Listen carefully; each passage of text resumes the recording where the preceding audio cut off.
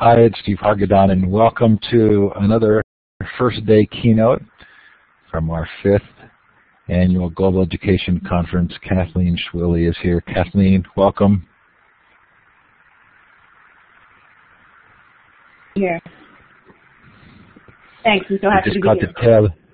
We caught the tail end of that, but we knew you were glad to be here, and we are glad that you are here.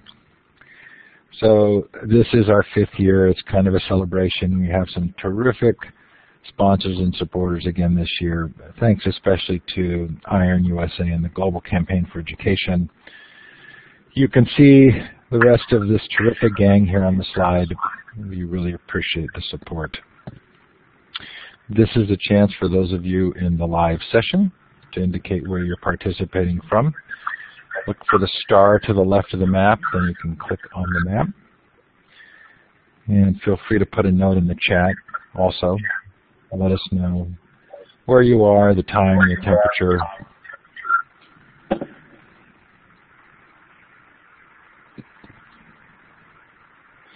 Kathleen, I get a slight amount of feedback back from your microphone. If you don't mind turning it off for just a second. Sure. I'll have you turn it back on once we introduce you.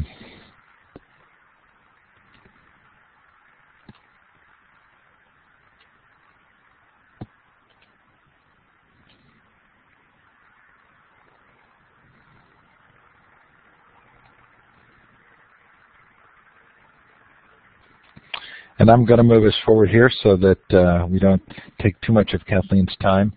Kathleen, I'm going to say this title, and you're going to have to make sure that I do it correctly because there are commas here that I'm not sure I fully follow correctly. But Kathleen is Vice President, Curriculum Education and Children's Media, and Executive Director, National Geographic Education Foundation. Is that close? That's correct. She leads National Geographic's efforts in the formal education arena, including online and in-person teacher communities, stewardship of the grant-making work of National Geographic's Education Foundation, and oversight of National Geographic's relationship with its formal education partner, Cengage Learning. She also oversees the Society's work of aligning all of its products and experiences to a learning framework that teaches the attitudes, skills, and knowledge necessary for active citizens in a rapidly changing global society. Kathleen, thanks for being here. Like I said before, it's great to be here. Very excited to be talking to this distinguished group of educators. I will be here to help with any Q&A and to track the chat. So just go forward, and then when you need that YouTube video set up, I can do that for you as well. Okay, great. Thank you. So hi everyone, and welcome to this session. I'm really excited to be here to be able to talk a bit about National Geographic's views on how we can prepare kids for their lives in the interconnected world. And thanks, Steve, for that introduction. My title is a bit of a mouthful right now. I'm the Vice President for Curriculum at National Geographic in a newly formed division called Education and Children's Media, and also the Executive Director of our Education Foundation.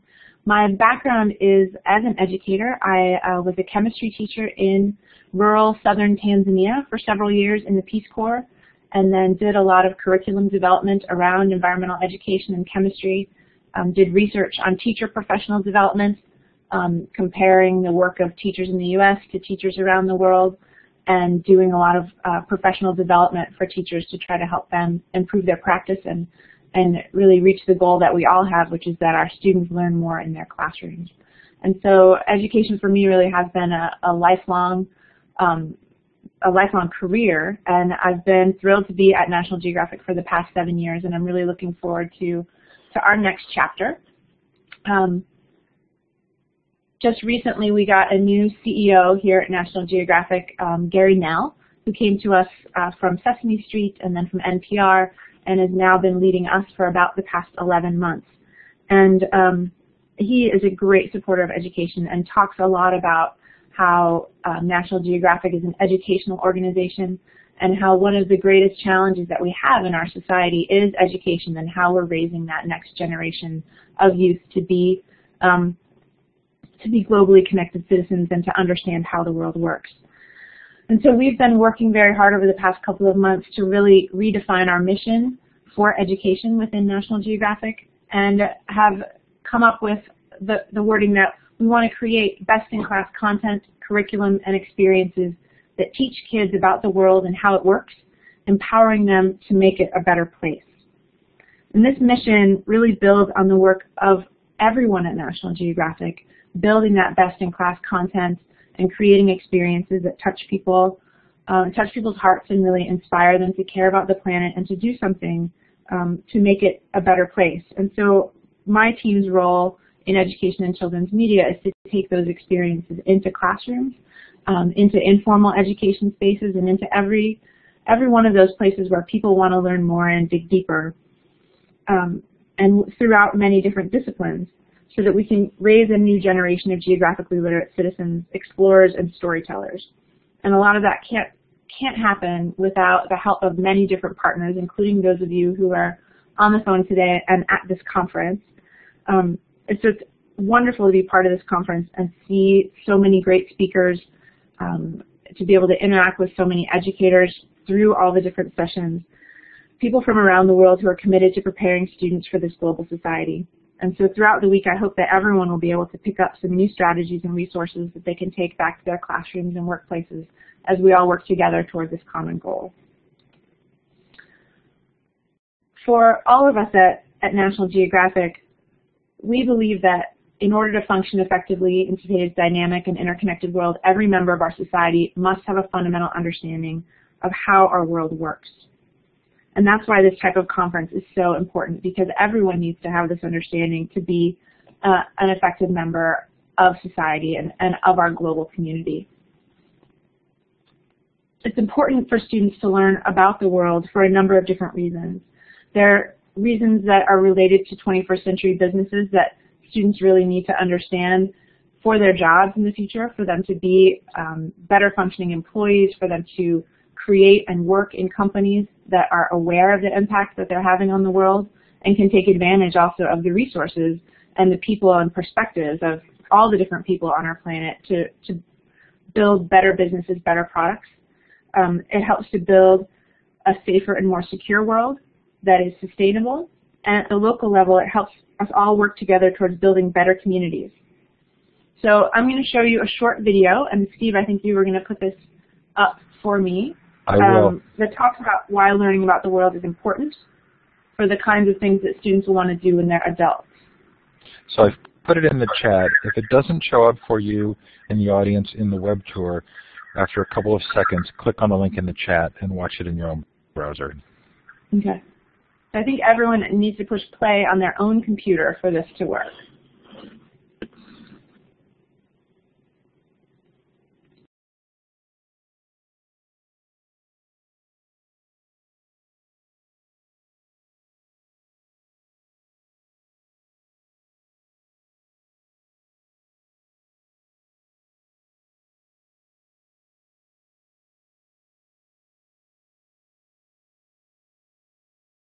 I don't think you could see it, Kathleen, but I did, and I think several others did.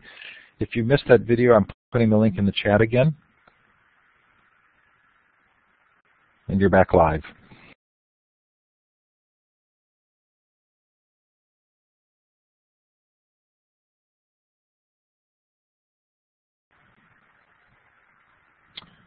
Kathleen, we're not hearing you, and wondering if you're hearing us. Be sure to click on the talk button to get your microphone going again.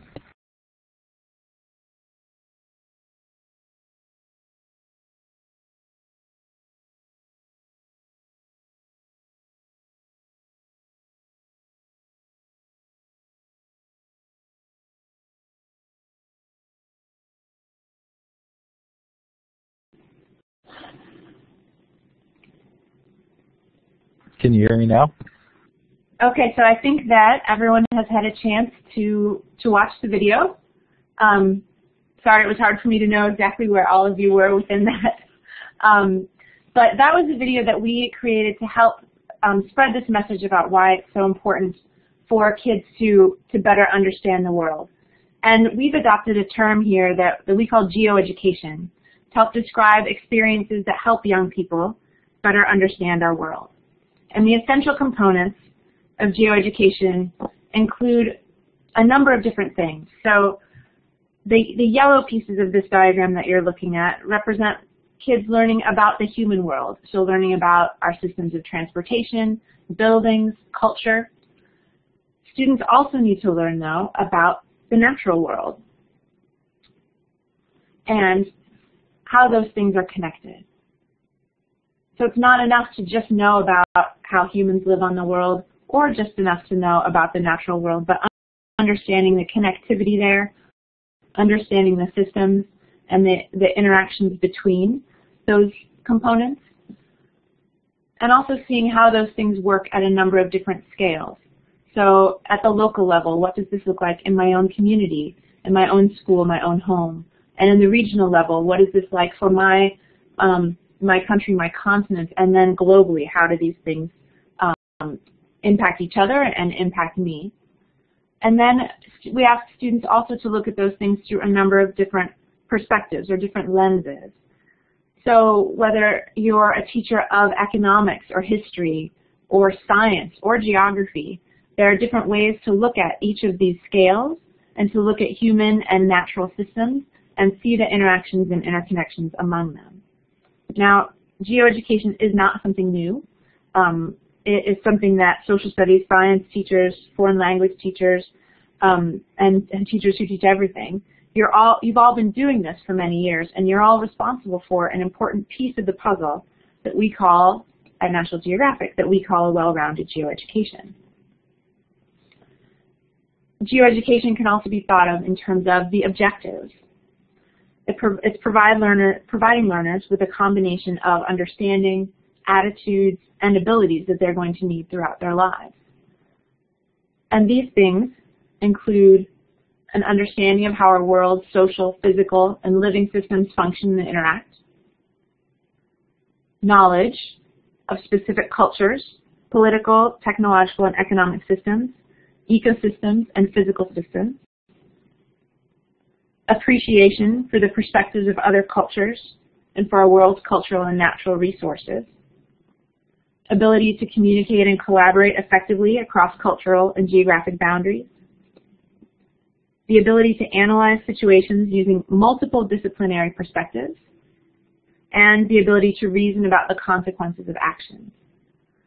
So these objectives should be some of our measurable goals that we have for students that will really indicate to us that those are students who are ready to be citizens of our global world and are ready to be effective members of our modern society.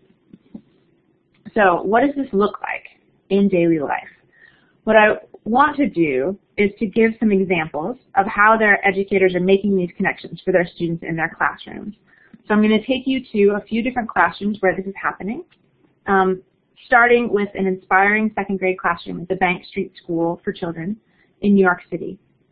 So in this classroom, students spend a year studying the Hudson River and gradually building a large tabletop model that captures both the human and physical aspects of the river. So the students talk to different people who work and spend time on or near the river. They observe the river themselves and interpret it through art, take field trips to visit different parts of the river and the industries along its banks. So they study both the human processes, what are the people doing along the Hudson River, like the travelers on the ferries, cars and bridges, and the commerce along the shore, and also the natural processes, changes in the color and the height of the water. And you can see students have indicated different things about the river here, the wildlife on the banks and seasonal changes in the plants. And you can see that the students are very engaged themselves in this construction. So they build all of the pieces themselves, and they work together to build up an understanding of what's happening on the river, and also to build up a community around their representation of what's happening there. And it's an extraordinary program. And one of the most interesting things about it is that at the end of the year, in March, when they're finished constructing that whole model, they start a unit on the history of the Hudson and its development over the past 500 years. And then the next piece they do, and I think this is so brilliant, is that they slowly dismantle the model, sort of moving backward in time in a kind of reverse archaeology, where they're going to remove the newest things first, and until all that remains is what a model of what the Hudson River looked like before the arrival of European settlers. And that it's a way for those kids to start to understand the system close to them, the system of the Hudson River, at a scale that makes sense to them, because they can go out to the river and see it, because it's representing their own neighborhoods, their own community. And doing that in a way that they build it up together, and then they take it apart to see what it looks like historically. So that firsthand experience and the research that they do translates into this concrete representation of the spatial model. And it's an active process, it's constructive, and it's integrated into everything that the students do that year. So their art and their writing, their science are all linked to that activity and tied to that big construction piece that they're working on together, and really bringing their whole year together in a focus on their own local community and their own local geography. So that's a really big project that Bank Street does at the second grade. And so for the second example, I want to talk about something that's much less time-consuming and a bit more contained around one particular topic. And so this is an example of a preschool teacher named Rebecca who starts with a book. And she's a conservation education associate at the Isaac Walton League of America in Gaithersburg, Maryland. So she has an activity that really inspires kids to think about the bigger world by studying monarch butterfly migration. And so what she does is the students start with reading the book, Gotta Go, which is about a little caterpillar's need to get to Mexico, even though he's not sure where it is or how to get there. And so while reading the book, Rebecca's students learn where Mexico is. They talk about how far it is from their home and how long they think it would take to get there. They learn about butterfly migration, why it's important, and obstacles that the butterflies who are migrating might face along their path. And then the kids are given butterfly puppets to decorate, and they all go on their own migration around the school, pretending to fly to Mexico. So it's a great way for kids to start thinking about their place in the world, and having them go on their own migration around the school gets them outside, so they go outside of the building, going outside and playing in nature and thinking about what it would be like to be a butterfly looking for this new place in the world. And Rebecca, when she talks about this activity, she talks about the unintended consequences that she's observed of kids doing this. They start to look at plants and trees that they never noticed before. And they notice real butterflies that live outside that they maybe never really paid attention to before. But because of this book and then this activity where the students sort of become their own butterflies, it really allows them and opens their eyes to see what is close to them, while also allowing them to be creative and use their imaginations. And then she's expanding on this activity next year and is hoping to develop a relationship with a preschool in Mexico where the students could send their paper butterflies to migrate back and forth between Maryland and Mexico, between the two classrooms, to start an active conversation and keep that conversation going throughout the year, connecting these two classrooms together. And something like that could make this activity even more global and add to that connection and that experience that the students are having. My third example is Crystal Thiel. She's a 5th grade teacher, and she has an activity where she gets her students thinking about world population, division of wealth, and immigration with the help of cookies. So these topics are not exactly easy for kids to start to understand because they can be so abstract. But the way that Crystal does this is she starts with a role-playing activity where she divides her classroom into different continents, with the exception of Antarctica. So she divides the students into groups based on each continent's population and assigns them seats on that continent. So for example, in a class of 30 students, she would have 18 students would sit in Asia, 2 would sit in North America, 2 would sit in South America, 5 in Africa, 3 in Europe, and she would put 0 in Australia because the numbers are too small compared to that global population. And then students talk about what they notice about population distribution. Where are most of the people in the world? Where are there very few people? What's surprising? What's interesting about that to the students? And then to talk about resource distribution, she places a specific number of cookies in front of each continent. And the number of cookies represents world wealth based on the percentage of the world GDP, the world gross domestic product.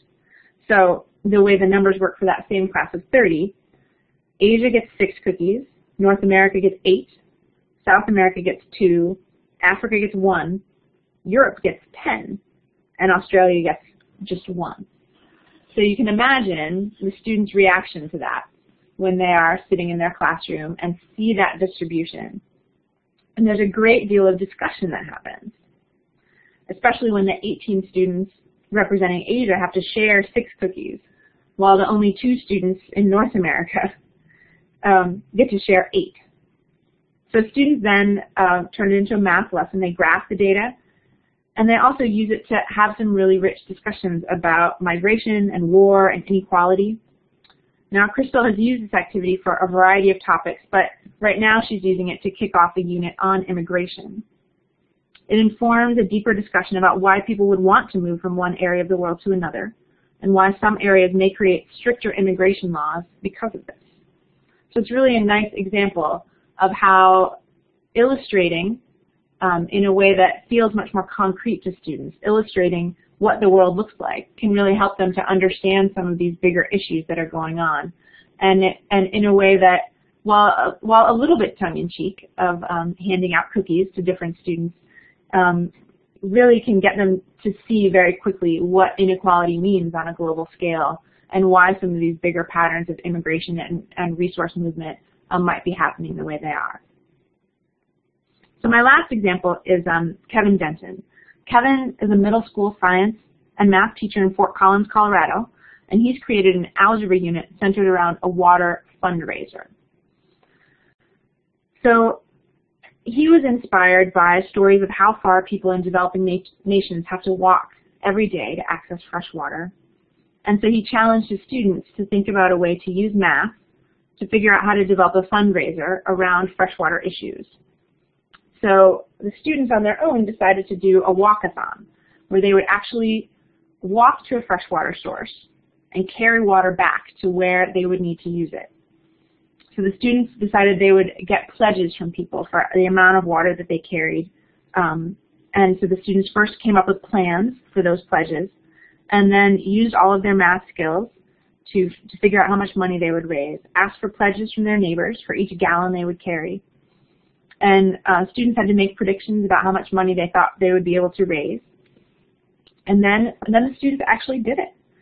So the day of the fundraiser, the students walked 3.5 miles to the Padre River and carried about 100 gallons of water, not only to fulfill their pledges, but also to see what it was like for so many women and children around the world, bringing water to their families and to their communities every day. And not one of the students complained about the long walk or the heavy loads of water. So clearly they were engaged both in understanding the math of raising the money and also engaged in understanding what it's like to live in a community where you do need to carry water every day just to survive. And so these students started a tradition of doing this. It lasted the next 3 years and resulted in Kevin and his students raising over $10,000, which they used to build a well in a village in Rwanda. And one thing Kevin said about this experience and why he's done it multiple years in a row, he says, when you give students a compelling reason to learn math, to understand the stories that are in data, and to do something about the problems they see in the world, they find great satisfaction and motivation to solve problems. My students found a reason for learning math and saw their own educational opportunities within the light of an expanded worldview.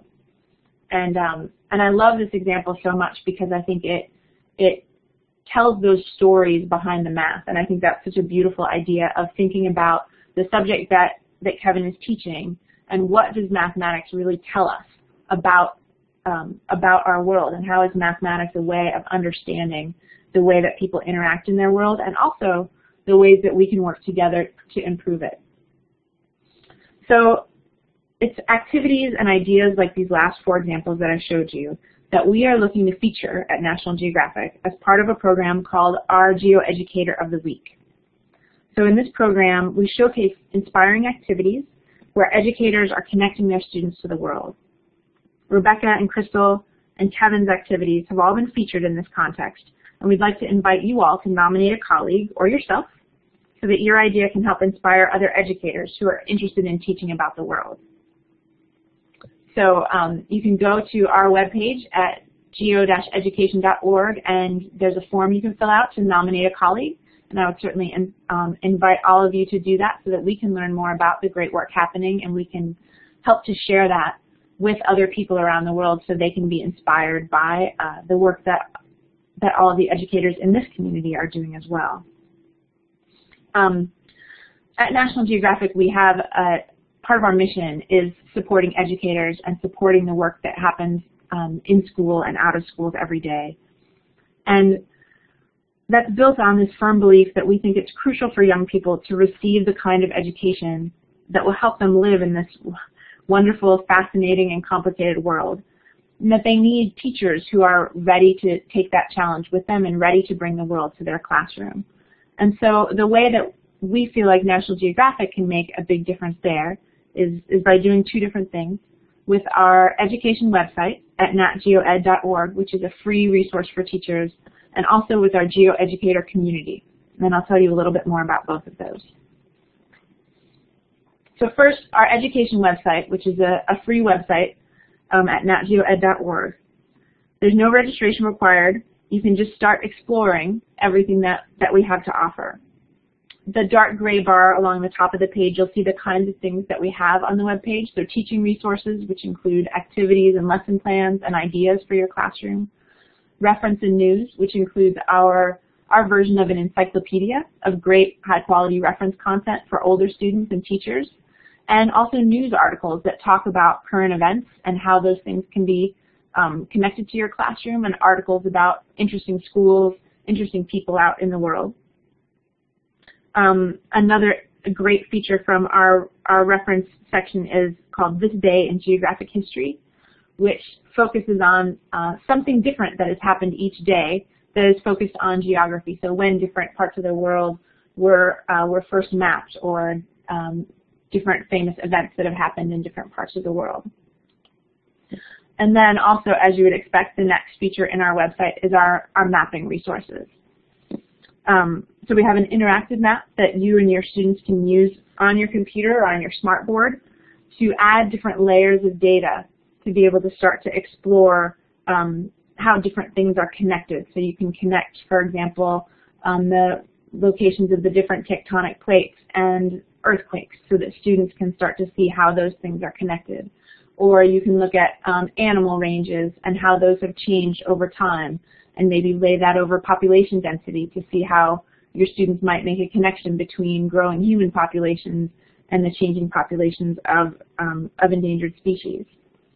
So that interactive map is available on our website, and those maps can be built and shared and rebuilt again. And you can also draw your own pieces on top of those. You can also use a map to create something called a geo-tour, where you add points on a map, and at each point you can add a little bit of information. So a title, links to photos and videos, so you can start to create your own geo-tour. So imagine assigning students who are reading a book that has a lot of great geographic content in it, like the Grapes of Wrath, and they can create a map based on points along the story that they think are important. Or imagine if you're teaching about the Underground Railroad, and you want your students to create a map that shows important locations along the railroad and to link that to resources that they've created themselves or to other resources online that would help really tell the story about the Underground Railroad and the people who were part of that. And then finally, we also have black and white maps that teachers can download and print. So up in the upper right-hand corner where it says State Tabletop Maps, or in the bottom right, one-page maps. These are black and white maps that can be printed out easily on an 8x10 piece of paper. And with labels, you can turn on and off. Features, you can turn on and off. So you could print it out with everything labeled, or print it out completely blank so that your students could fill it in, draw what they think is most important about their state or their continent or the world. We also have some special ones that you can print out on multiple pieces of paper, so you can take and print something on 6 pieces of paper and tape them together and have a bigger map. Or some of the maps are printable on even if you print it out on 100 pieces of paper, you could tape all of those together and make a map the size of your classroom wall that then the students can draw on and build their own amazing mapping experience. The last couple features of the website are media, so photos and video, pictures of practice from other teachers who are working on these issues, cartoons and coloring pages, games and interactives for you and your students to use in your classroom. So we really hope that everyone goes and checks out that website. Again, it's natgeoed.org, where there are a lot of free resources for teachers. And then another thing that's very important to us is teacher community. So we created a community called the Geo-Educator community, and we really invite all of you to come and join us there to meet the teachers who I talked about earlier today, and also to meet each other and continue a conversation about global education and teaching kids to better understand the world. The community brings together educators from a number of different disciplines and from all around the world who are talking about how to help their students make the world a better place, and to talk to other teachers about ideas and examples of how they've made this happen in their own classrooms.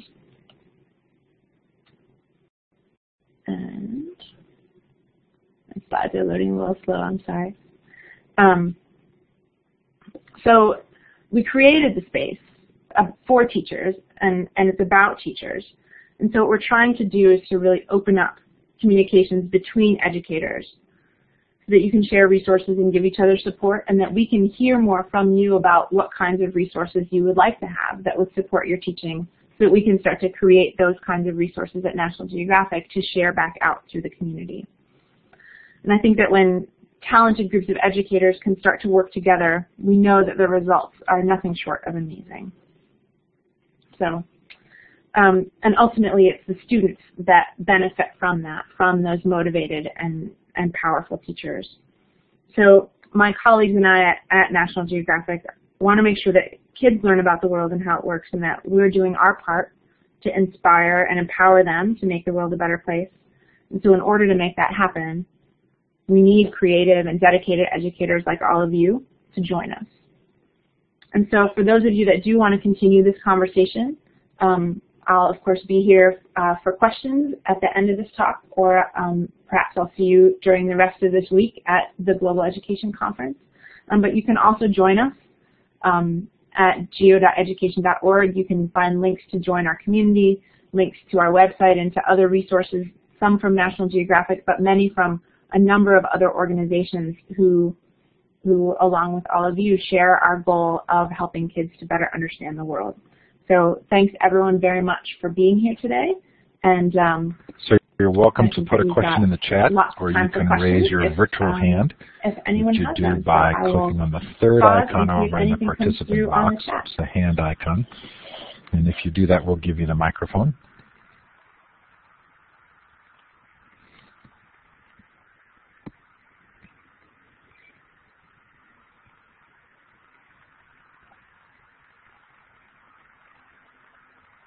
Okay, so I see one question that is, can these resources be used by for-profit private schools? Yes. The resources on our website are available for free for anyone to use for educational purposes. You couldn't take them and publish them in a book and sell them, but you can absolutely, anyone can use them for educational purposes anywhere in the world. And there are a lot of videos there as well that are there for teachers to use that come from a lot of our National Geographic programs, the films and television programs, both current and historical. So I'd really encourage you to check those out and see if there's anything you could use as well. Did you see Caitlin's question looking there? For better interactive mapping tools. Are there any others that you've been using? From Emily. So Emily, thanks for that question. You know, one of the reasons that we built the interactive mapping tool was because we didn't see a lot of things that were really useful for students, but actually there's been recently a company called ESRI just made an announcement that, at least for teachers within the U.S., that they're making their software available for free for any school in the U.S. as part of President Obama's Connect Ed initiative. And that software is called ArcGIS Online. And that's a digital mapping software where kids can look at maps. They can pull in data from a lot of different organizations, so data from satellites where they can see ground cover, for example, data about population, so they pull in the U.S. Census data, and students can put all of that data on a map, can build their own maps, and change the way the maps look to tell different kinds of stories. The software is a little more complicated than our interactive map, so I would say it's probably great certainly for 5th grade and up. I think some younger students could use it with some support from their teachers. There's a lot of great data in there. So that's ArcGIS Online. It's from a company called ESRI, and they are giving free licenses to any school in the U.S. I don't know off the top of my head the exact process for getting those free licenses, but if I can find that out and send it to the group later, or I'm sure you could find it on their website as well. Let's see if there are any other questions. So someone asks, Joanna asked, students can create their own GeoTour. Yes, they can, and link to that on their website. Yes, they can, or on the class blog, absolutely. So if you go to our to the natgeoed.org website and navigate to the MapMaker Interactive, there's a way for students to put their own points on the map and to link those points to videos, to images, to write in their own text and titles, and then they can share and save that and can use the map however they would like to. Another question from Anne. Are any of these tools available in different languages? French in my case. We don't have any resources in French right now. I apologize. We do have some in Spanish, but not a lot. One of our goals in the coming years is to do a lot more translating into other languages so that the resources are available to more students, but it hasn't been a focus for us so far. I apologize.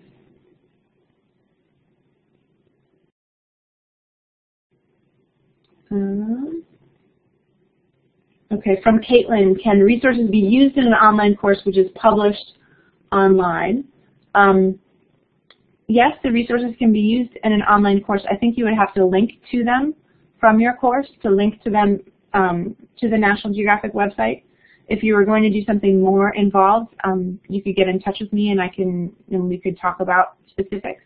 A lot of the video and images we have the rights to from the creators of those images, from the photographers and from the videographers, to distribute them free on our website for educational purposes. And so if they get moved to a different website, then the rights situation changes. So we would have to talk about anything, any of those things specifically, but linking to them, certainly we would encourage and hope that you'll do that. Let's see. Do you have a question? Oh, someone asked, sorry, I'm a little behind, but can you repeat the website? So then I see someone put up the ESRI website with the link to where you can get the software is there in the chat. Thank you, Lucy. Someone asked, are there data collection tools around environmental issues for primary students? So data collection for primary students, I think you would want to be really thoughtful about what you have them collecting data about to make sure that they would understand that conceptually. There are a lot of different citizen science projects that allow students to collect and upload data. A few that we work with at National Geographic, one is called Project Budburst, which I believe is budburst.org. And the data that you collect and submit to them is about plants. So you can do that pretty easily just with plants in your own schoolyard and submit data about when those plants start to grow, when they bud first in the spring, when their leaves come out, when the leaves fall off. And then thousands of people across the U.S. and around the world are uploading that data. And so then you can look at a map, say, of lilacs, and when are the lilacs starting to bloom. And kids can start to see some simple patterns for the younger kids, that things start to bloom in the south first, and then you can see sort of the green up phenomena where things bloom from the south up to the north, and then the brown down phenomena where things, and then the northern latitudes start to die off first before things down in the south. And then for older students, you can look year by year, they can start to see changes over time. Are lilacs blooming earlier than last year or later than last year, and what might be the cause of those changes in when those things are happening. So Budburst is just one example of a citizen science project that I think would be good for elementary students. There's also a program called Monarch Watch, where students can monitor monarch butterflies and just upload data about when they've seen monarchs in their particular area. And there's a lot of great resources there as well. I don't know the Monarch Watch site off the top of my head. Monarch Watch and Journey North, which are both data collection for elementary school students. Okay. A question: how are we reaching out to the low socioeconomical students? Thanks, Pippa, for the website. From Smith, how am I reaching out to the low socioeconomical students, communities, and teachers who focus on catching students up to grade level? So one of the things we do, one of the big initiatives that we have here is a focus on state-based education, because within the U.S., many educational decisions are made at the state level. And so we have a network of groups we call geographic alliances, and those alliances work on educational issues within their states, and they're often our boots on the ground to get to inner city students, to get to students who wouldn't often, and students and teachers who don't often have access to great resources. So those geography alliances in each state then can look at what are the needs of my state. Is it urban students, rural students? And they can take National Geographic's resources and also things that they develop at the state level. And they do professional development for teachers. They do things like international nights and geography nights within their school systems and at local libraries. So often we will do that kind of outreach towards underserved communities through that network of geographic alliances.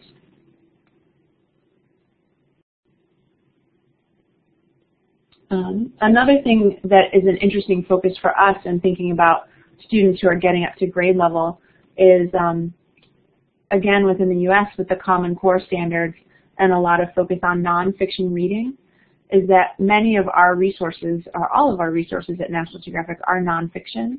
And so it's a great resource for teachers who are now struggling to find reading materials for students that are nonfiction passages of complex text.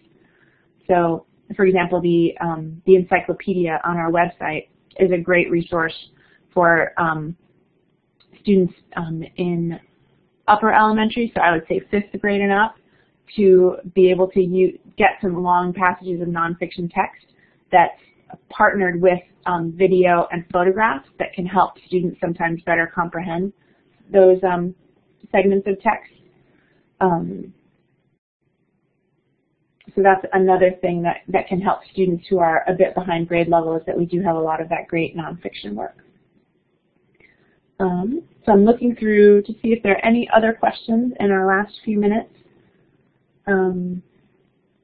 Languages.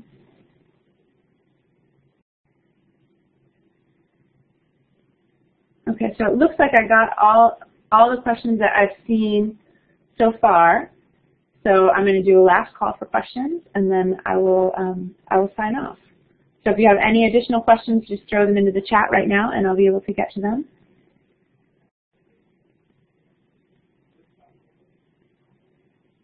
Okay. Well, thanks so much, everyone, for coming.